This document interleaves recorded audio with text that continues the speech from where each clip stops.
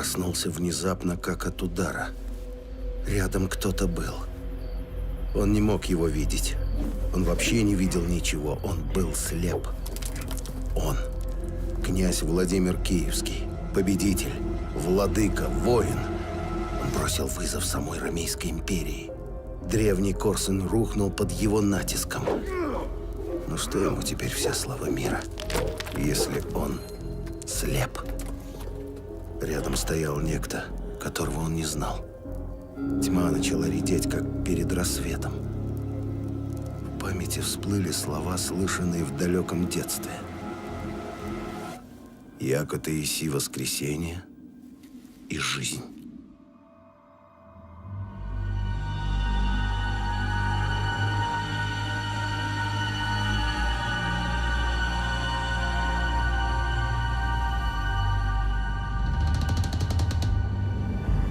Было же то в Будутинской веси, когда княжичу Владимиру Святославичу от роду исполнилось 4 года. Играя на речном берегу, оступился он и упал в воду, в самую стремнину. И тащила его река, как щепку, и кричал он и звал, но никто не слышал его. Неминуемой была смерть. Но на пути попался камень огромный, и уцепился он за тот камень, и тем спасся.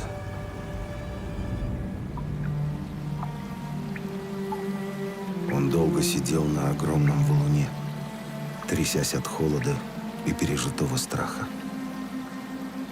И вдруг с мгновенной ледяной ясностью понял – он один. И если он хочет выжить, ему нужно рассчитывать только на самого себя.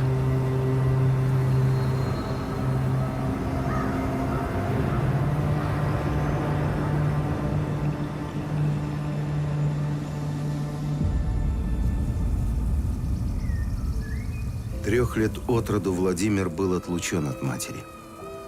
Отца тоже почти не видел. Святослав непрерывно воевал. Братья Ярополк и Олег были не родными, только сводными. Его мать Малуша женой Святославу не была, всего лишь наложницей, хотя и занимала высокое положение ключницы при дворе княгини Ольги. Формально Владимир обладал с братьями Олегом и Ярополком равными правами. Он был сыном князя. Фактически же слово «рабичич», сын рабы, было клеймом. Единственным близким человеком при великокняжеском дворе для Владимира стал его дядя Добрыня.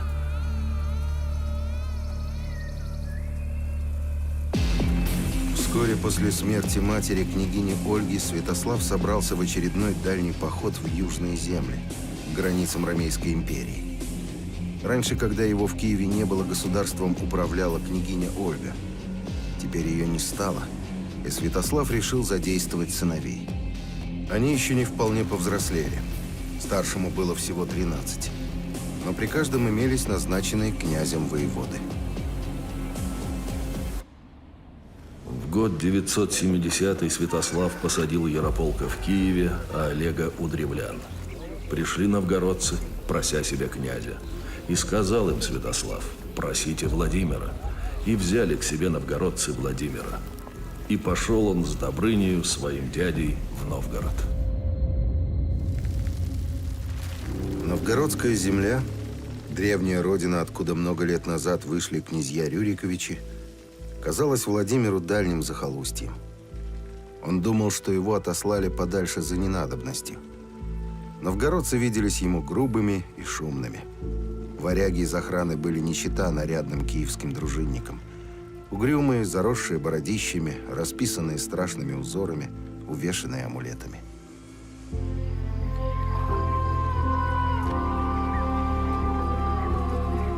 Владимир все пытался еще немного полюбоваться Киевом. И мечтал, как он когда-нибудь вернется в этот город. Взрослым, могучим, как отец. А за ним будет идти его несметное войско.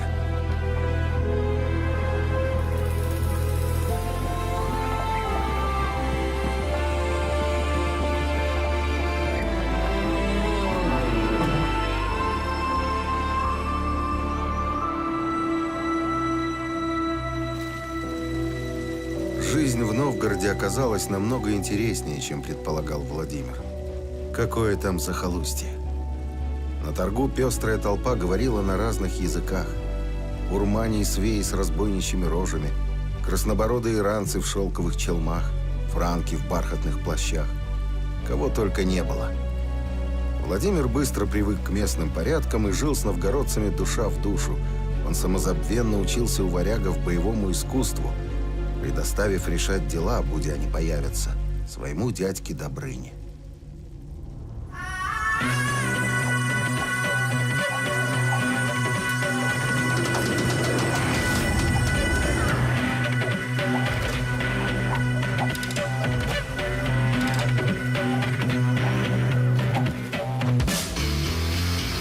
В тот день Владимир сильно увлекся поединками.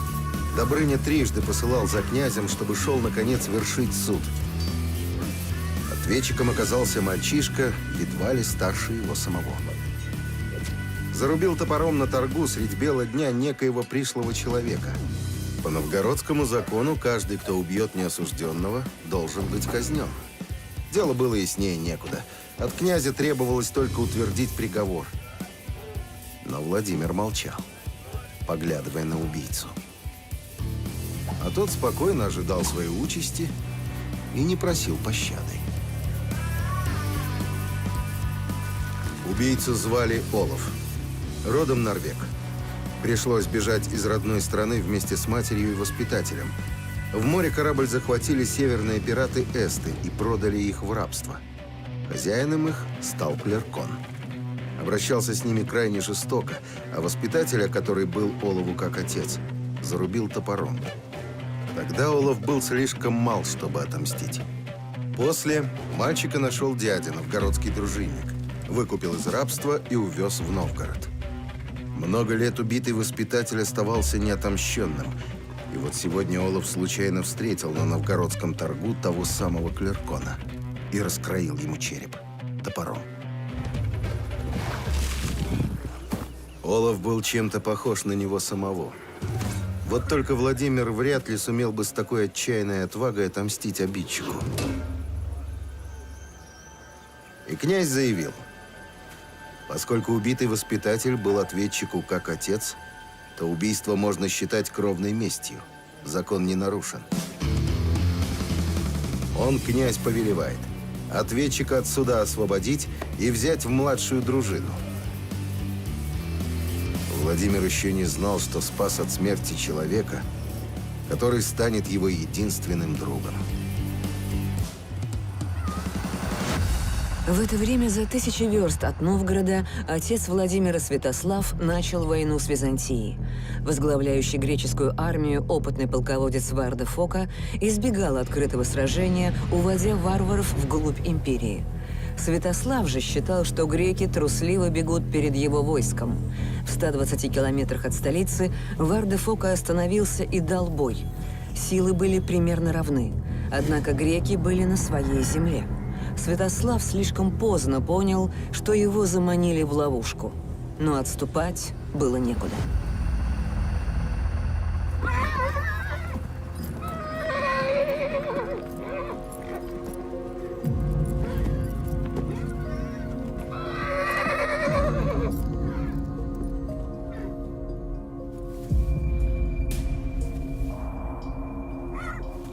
И сказал Святослав: нам некуда уже деться.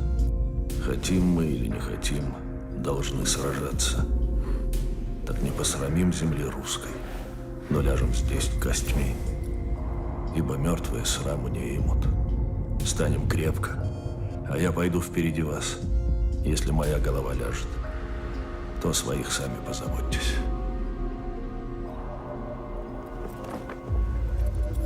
И ответили воины: где твоя голова ляжет, там и свои головы сложим. Битва началась мощным натиском русских полков.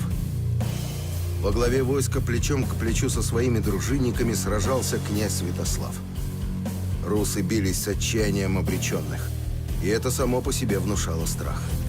Только тяжелая конница сумела остановить бешеный напор варваров. Рубились до темноты.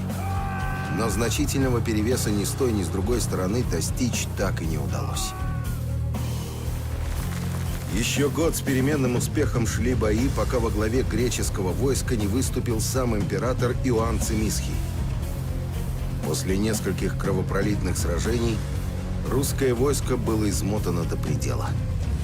И Святослав с Цимисхием вступили в переговоры.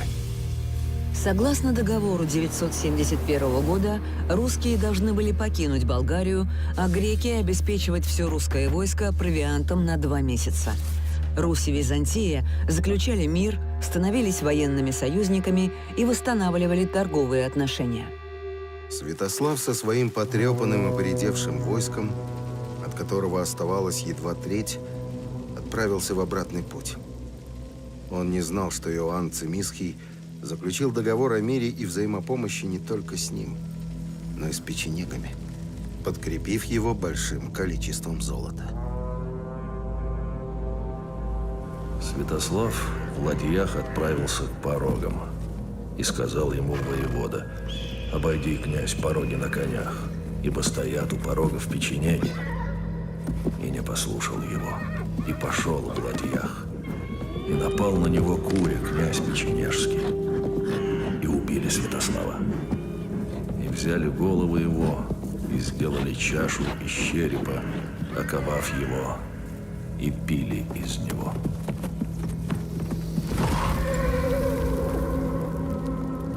Добрыня сказал, что отца больше нет. Эту минуту Владимир запомнит на всю оставшуюся жизнь.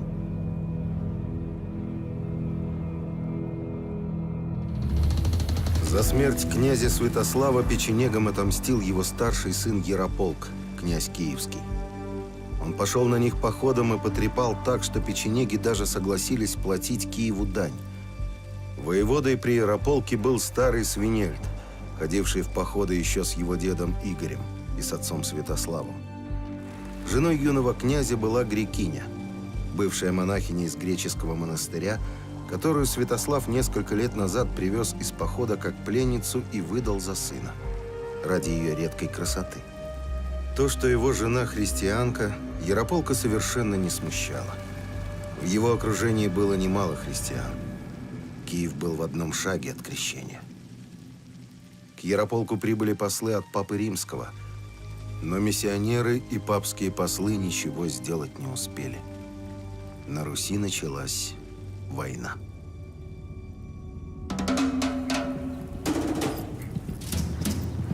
Князь Олег совершал традиционный лов – загонную охоту в своих деревах, в древлянском лесном массиве. Каково же было его изумление, а потом и бешенство, когда неожиданно он увидел мчащую через его лес чужую охоту. Олег был на своей земле, в своем владении. Появление здесь чужаков было не просто дерзостью, это было святотатством. Княжеский лов являлся священным действом, закреплявшим власть потомка небесных богов над землей и ее тварями. Лют Свинельдич, сын киевского воеводы, недвусмысленно показал Олегу, что считает его земли своими. Олег принял вызов. Со своими людьми он нагнал чужую охоту и перебил ее всю. До последнего человека.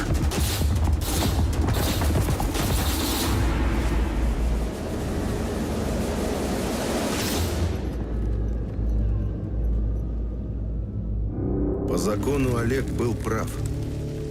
Но в Киеве тоже не могли просто так оставить это убийство. Свинельд, отец дерзкого Люта, был одним из самых родовитых бояр Ярополка. Узнав о гибели сына, он потребовал от Ярополка, чтобы тот шел войной на Олега. Ярополк отказался. Лют не приходился ему родственником, и закон кровной мести не действовал. А вот Олег был Ярополку родным братом. 2 года длилось противостояние князя и его воеводы. И в конце концов старый варяг Свинельд, исходивший пол Европы, переживший 2 князей, одержал верх над Ярополком. Весной 975 года киевская дружина вторглась в землю древлян. Олег, в свою очередь, собрал свою дружину и вышел навстречу Ярополку. Впервые среди Рюриковичей разгорелась междоусобная война. В первый раз брат пошел войной на брата. И сполчились обе стороны. И в начавшейся битве победил Ярополк Олега. Олег же со своими воинами побежал в город. Через ров к городским воротам был перекинут мост, и люди, теснясь на нем, сталкивали друг друга вниз и столкнули Олега с моста в ров. Ярополк, войдя в город Олегов, захватил власть и послал искать своего брата. И искали его, но не нашли. И сказал один древлянин: «Видел я, как вчера спихнули его с моста, и послал Ярополк найти брата. И вытаскивали трупы из рва с утра и до полудня. И нашли Олега под трупами. Вынесли его и положили на ковре. И пришел Ярополк, плакал над ним и сказал Свинельду: смотри, этого ты и хотел». Свинельд молчал. Теперь Ярополк стал хоть и невольным, но брата-убийцей. По закону кровной мести ему должен был отомстить младший брат, Владимир. Война будет продолжаться. И если Свинельду повезет, князья истребят друг друга. Теперь оставалось только ждать, когда из Новгорода придет Владимир. Но он не пришел. Весть об этих страшных событиях дошла до Владимира через месяц. И теперь новгородскому князю предстояло принять первое в своей жизни самостоятельное решение. При этом выбора у него не оставалось. У Святослава было только 3 сына. Теперь один из них убит, и он должен быть отомщен. Так было заведено веками. Владимир вряд ли испытывал какие-либо теплые чувства к чужому, в общем-то, для него Олегу. Но это не имело никакого значения. Отныне Ярополк становился для него кровником. Жернова языческого закона кровной мести вращались неумолимо. Если Владимир хочет оставаться князем, если он хочет быть предводителем в глазах своих людей и, наконец, если он хочет стать мужчиной в своих собственных глазах, он должен мстить.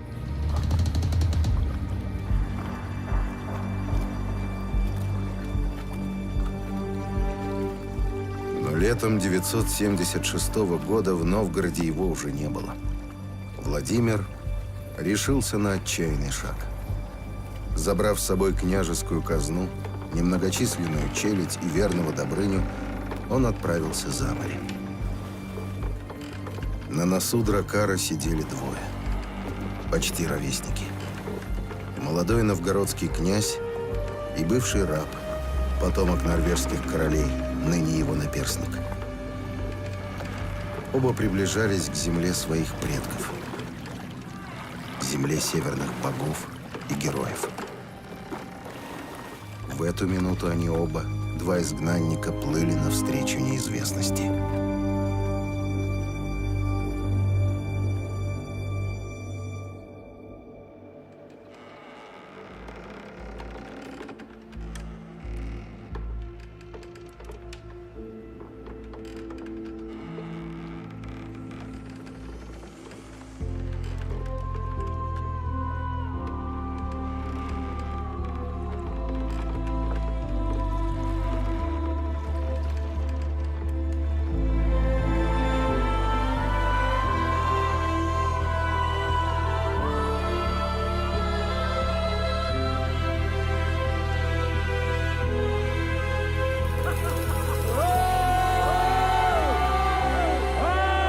Мучительное путешествие сквозь все шторма уже подходило к концу, и они плыли мимо скалистых берегов норвежских фьордов.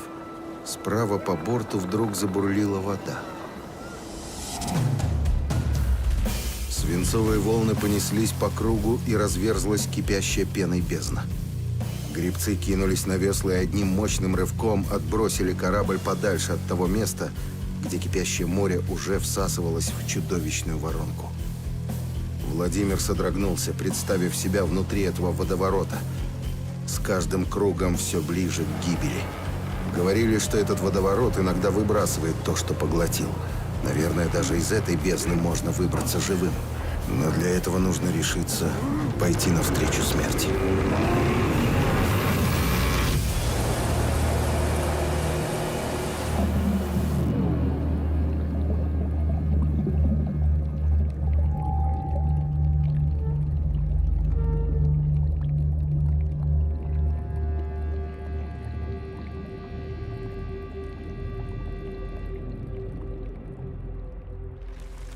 Новгородцы не любили вспоминать о князе Владимире. Год назад он, будто побитый щенок, бежал за море, и никаких вестей о нем не было. Сгинул, наверное. Туда ему и дорога. Что это за князь, коли бежит от войны? В Новгороде правил посадник Ярополка Киевского. Жизнь шла своим чередом. И все бы хорошо, если бы не смутные тревожные слухи.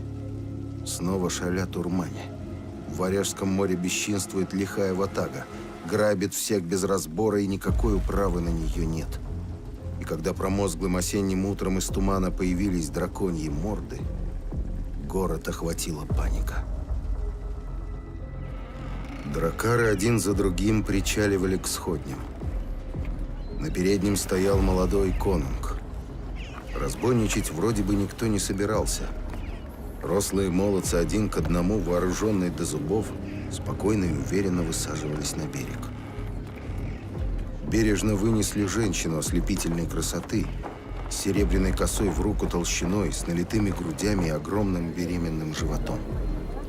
Раз конунг привез супругу, значит, желает обосноваться надолго. Новгородцы сдвинулись плотнее. Конунг обернулся, и Новгород ахнул. Это был пропавший князь Владимир. Вместо трусливого щенка вернулся молодой лев.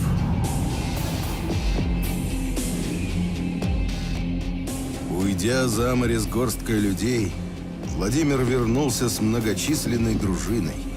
Это были северные морские разбойники-викинги. Теперь Ярополка ждала война.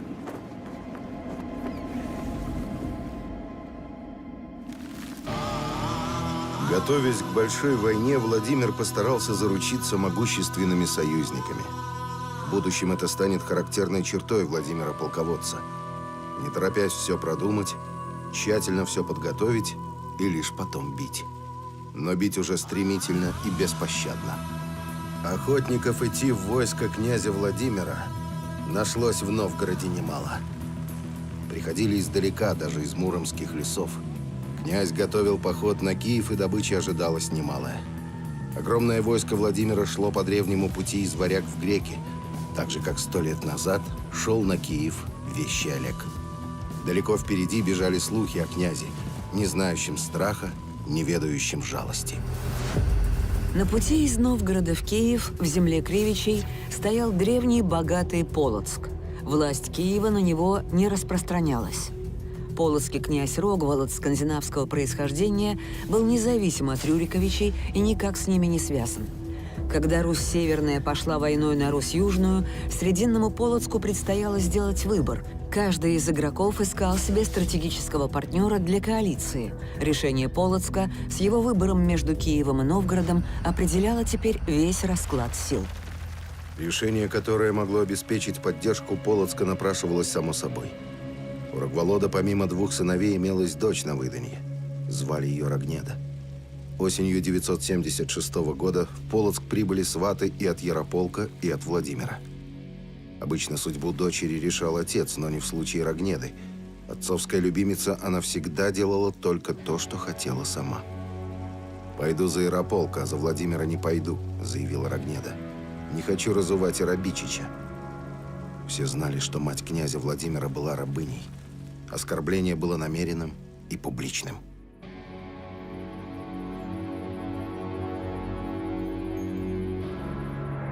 Владимир с интересом наблюдал, как дядька захлебывается от ярости, рассказывая про Рогнедины слова, и думал: союз Полоцка с Киевом допустить нельзя. Дядька обижен — это плохо. Девчонка с норовом — это хорошо. Добрыня не понимал, почему Владимир молчит. Может, не дослышал? Это она про тебя, княже, сказала, не хочу разувать Арабичича. Что ж, быть посему, спокойно ответил Владимир. Коли не хочет невеста, не будем разуваться. И улыбнулся так, что Добрыню продрало морозом по коже. В княжеском дворце все стояло вверх дном. Вот-вот приедут послы из Киева вести Рогнеду на свадьбу с Ярополком. За окном послышались крики, топот копыт. Приехали. Рогнеда отпихнула девок, путаясь в разбросанных по полу сарафанах, бросилась к окну и отшатнулась. Во двор въезжали не киевляне, а косматые варяги, топча конями порубленных полоцких стражей. Владимир взял город, и самого Рогволода захватил, и жену его, и дочь его, и был с нею на глазах у ее отца и ее матери.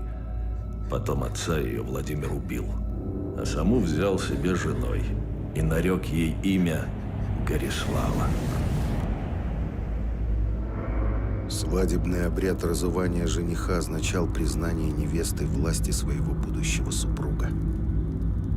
Надменность Рогнеды и гнев Владимира превратили этот символический ритуал в чудовищную кровавую реальность.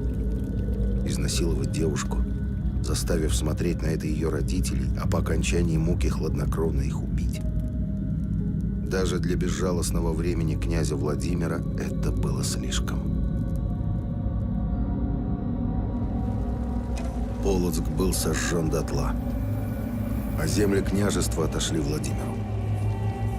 Несчастная же Рогнеда, поруганная на глазах у своих родителей, не только станет законной женой Владимира, но и родит ему впоследствии 4 сыновей.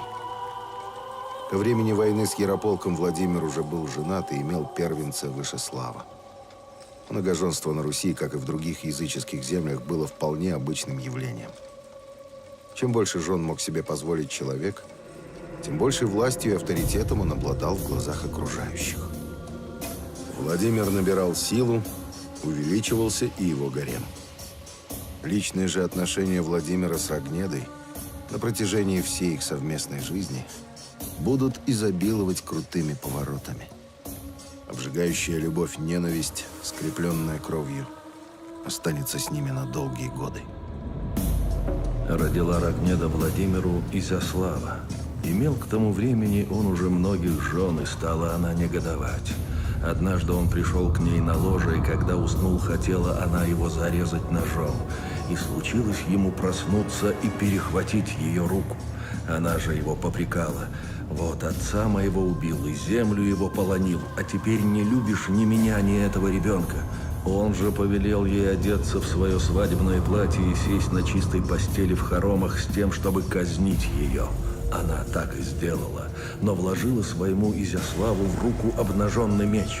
Владимир же, придя, воскликнул: «Да кто думал, что ты здесь?» и бросил свой меч.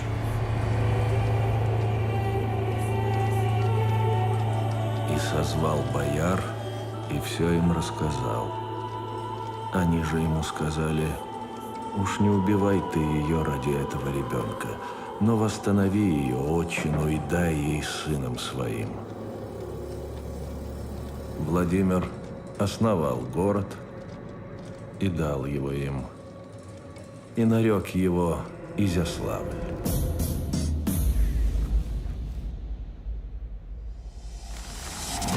Когда Владимир подошел к Киеву, там уже знали о кровавой полоцкой свадьбе, и город хорошо подготовился к осаде. Но Владимир не собирался ни сидеть месяцами под киевскими стенами, ни пытаться их штурмовать. Он не хотел разрушать войной Киев, волшебный город своей мечты. Ему нужен был только Ярополк. Он отправил в осажденный город лазутчиков, чтобы поискали предателя в ближайшем окружении князя Ярополка. Продать своего князя согласился воевода Блуд, который с недавних пор занимал место Свинельда и пользовался полным доверием Ярополка. Владимир обещал Блуду место близ себя и наибольшие почести. Блуд убедил своего князя покинуть Киев, чтобы не губить зря ни в чем не повинных людей. И Ярополк с дружиной бежал в городок Родень.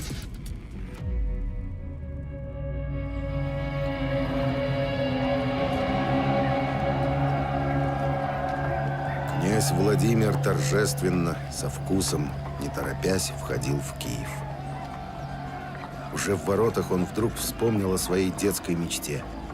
Вернуться сюда взрослым, мужественным, могучим, как отец. И чтобы за ним шло его несметное войско. Все, что он когда-либо хотел, он получал. Любые его желания исполнялись. Он был избранником, любимцем богов. И кто смел ему противиться?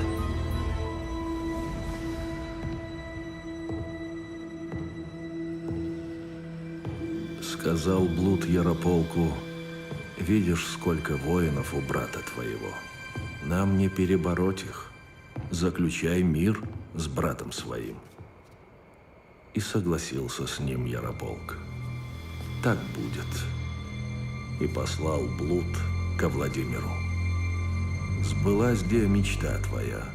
Ведут к тебе Ярополка. И пришел Ярополк ко Владимиру. Когда же входил в двери, два варяга подняли его мечами под мышки. Блуд же затворил двери и не дал войти за ним своим. И так убит был Ярополк. Ну вот и встретились, брат. Ярополк даже не успел понять, что произошло. В глазах его плеснулось безмерное удивление, да так и осталось. Владимир совершил кровную месть. Он взошел на вершину власти. Что ж, он по праву может собой гордиться. Предателя Блуда на глазах у всего Киева Владимир щедро наградил и чествовал 3 дня. А на 4-й велел схватить его и судить, тоже публично. Изумленному Блуду князь сказал: «Я, как обещал, воздал тебе почести как приятеля своему. Теперь же сужу как изменника и убийцу господина своего». И отдал его палачам. Варяжские дружинники Владимира сочли это справедливым и от души посмеялись над разбойничьим остроумием своего князя. Они его обожали. Такой вождь, наделенный невероятной удачей, не знающий преград. Гордость любого викинга. Теперь Киев, золотая мечта его детства, принадлежал ему безраздельно. Молодой князь твердо усвоил уроки своей тревожной юности. В конечном счете все решает только сила. Чтобы быть авторитетным правителем, необходимо воевать, и воевать успешно. За первые 8 лет своего правления Владимир совершил по меньшей мере 10 больших походов. Он воевал даже чаще, чем его отец. Но в отличие от Святослава, завоевание дальних земель не было его целью. Маршруты всех походов Владимира проходили по радиусам почти правильного круга, в центре которого находился Киев.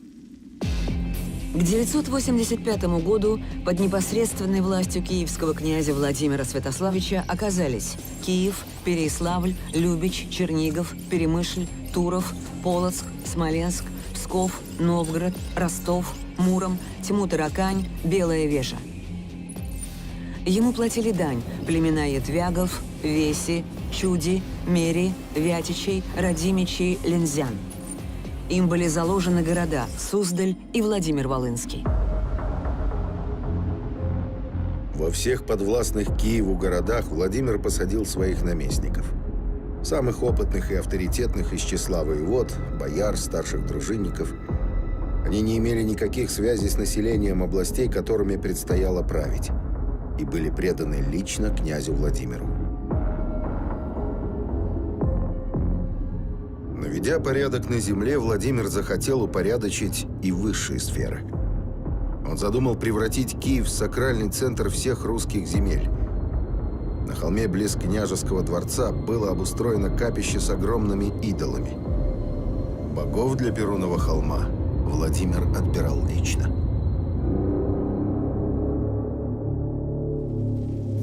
Владимир обозначил роль в государстве светской и религиозной власти. По сути, это была попытка превратить верование в государственную религию. а установление иерархии божеств с Перуном во главе было первым шагом к единобожию. Но Владимир этого, конечно, не знал. Он утверждал свою власть и на земле, и под землей, и на небе. А чтобы никто не сомневался в абсолюте его власти, взял на себя еще и функции верховного жреца. Теперь все грандиозные жертвоприношения на Перуновом холме в присутствии всего населения Киева возглавлял лично князь Владимир. И все от мала до велика видели, как похож лицом князь Владимир на Перуна. Или это Перун похож на князя Владимира. Устраивал также раз в неделю пир в Гриднице, чтобы приходить туда всем боярам и всему народу, и воинам, и управителям, и лучшим мужам при князе и без князя. Бывало на тех обедах множество мяса, говядины и птицы, и дорогой рыбы, и овощей, и масла, и всего прочего, приготовленного руками, и питья, вина разного и медов разных. Владимир хотел быть в глазах своего народа щедрым, как солнце, изливающее свет и тепло. Особенно важна была для него дружина. Каждый воин должен быть лично предан своему князю, и каждый должен чувствовать его отеческую заботу. Пусть даже этот воин сам годится молодому князю в отцы. Владимир всей душой любил эти буйные праздники. Он был молод. Он все делал с размахом и мощью. И воевал, и пировал. Он по всем статьям был победитель, а победитель получает все. Жизнь уже не тащила его как щепку. Жизнь кипела хмельной пеной. Он черпал ее полным ковшом, упивался ее сладостью. И жажда его становилась все сильнее. Был же Владимир побежден похотью женскою. Были у него жены. Рогнеда, от нее он имел 4 сыновей, Изяслава, Мстислава, Ярослава, Всеволода и 2 дочерей. От гречанки имел он Святополка, от чехини Вышеслава, а еще от одной жены Святослава и Мстислава, а от болгарыни Бориса и Глеба. И наложниц было у него 300 в Вышгороде, 300 в Белгороде, да 200 в Берестове. И был он ненасытен в блуде, приводя к себе замужних женщин и растлевая девиц. О невероятном сластолюбии русского князя ходили легенды по всей Европе. А для киевлян мужская сила и темперамент Владимира были поводом для гордости, лишним доказательством того, что их предводитель всем князьям князь, который, может, и не человек вообще, а бог в человечьем обличии. И только сам Владимир знал, что и веселое буйство на пирах, и бесконечные плотские утехи, и грандиозные действия на Перуновом холме – все это лишь попытки заглушить непонятную мучительную тоску, которая с недавних пор постоянно жила в его сердце. И чем дальше, тем очевиднее становилось, что ни вином, ни жертвенной кровью ее не залить. Словно упала с глаз радужная пелена. Оказалось, что и громадные идолы, и пышные церемонии не нужны вообще никому, кроме разве волхвов. Посадские приходили на Перунов холм только по принуждению на официальные праздники. Многие дружинники, и варяги, и славяне, давно уже не верили ни в Тора, ни в Перуна, а верили только в свой меч и боевую удачу. На жертвоприношения являлись лишь для того, чтобы потом пойти на пир. Владимир словно волок в гору тяжелый и никому не нужный груз. И в глубине души, холодея, он все чаще понимал, что груз этот не нужен и ему самому. Даже самые близкие не желали участвовать в священнодействиях князя. Старый друг Норвег Олаф никогда не приносил жертв идолам, относился к ним равнодушно и даже презрительно. Было в обычае часто сопровождать конунга в святилище. И однажды конунг говорил с ним, и Олаф отвечал: «Никогда не испугаюсь богов тех, что не имеют ни слуха, ни зрения, ни сознания. И из этого я могу сделать заключение, господин, какова их природа, что ты мне представляешься всякий раз с милым выражением лица, за исключением того времени, когда ты находишься там и приносишь им жертвы.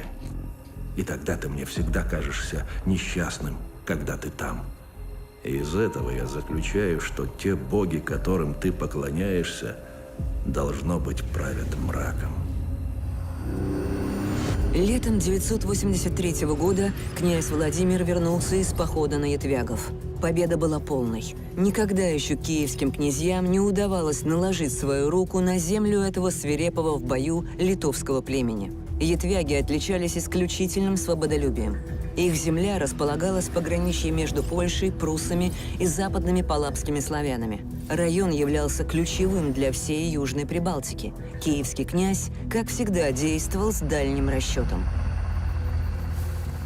На этой войне боги вновь оказались благосклонны к русам. В честь этого триумфа по обыкновению на Перуновом холме должны были быть принесены жертвы. Верховным жрецом у славян выступал князь. Владимир сам отблагодарит богов на им же выстроенном языческом алтаре. Но на этот раз Перун остался ни с чем. И сказали старцы и бояре: просим жребий на отрока и девицу. На кого падет он, того и зарежем в жертву богам. Был тогда один варяг. Пришел тот варяг из греческой земли и втайне исповедовал христианскую веру. И был у него сын, прекрасный лицом и душою. На него-то и пал жребий по зависти дьявола. И посланные к Федору, придя, сказали: сына твоего избрали себе боги, так принесем же жертву богам. И сказал варяг: не боги это, а дерево. Нынче есть, а завтра сгниет. Бог же один. Сотворил он небо и землю, и человека, и звезды, и солнце, и луну, и создал жизнь на земле. А эти боги что сделали? Сами они сделаны. Не дам сына своего бесам. Если боги они, то пусть пошлют одного из богов и возьмут моего сына. А вы-то зачем совершаете им требы? И кликнули, и подсекли под ними сени, и так их убили. И не ведает никто, где их положили.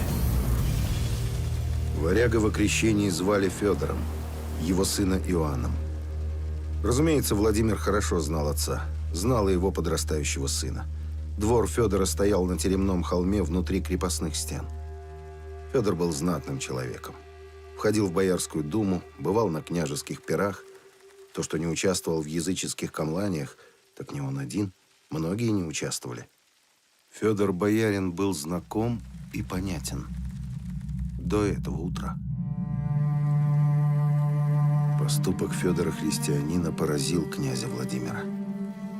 Нет ни готовности умереть. И решимости смерть Владимир в каких только видах уже не повидал. Поразил спокойной уверенностью в своей правоте. А в этом Владимир не ошибался. В людях он разбирался хорошо. Поразил Федора еще чем-то неведомым, но настолько огромным, что оно не умещалось в груди. Христианкой была его бабка, княгиня Ольга. Христианкой была его жена, грекиня Ярополка. Христианами были некоторые из его дружинников. Он знал христиан. Или не знал.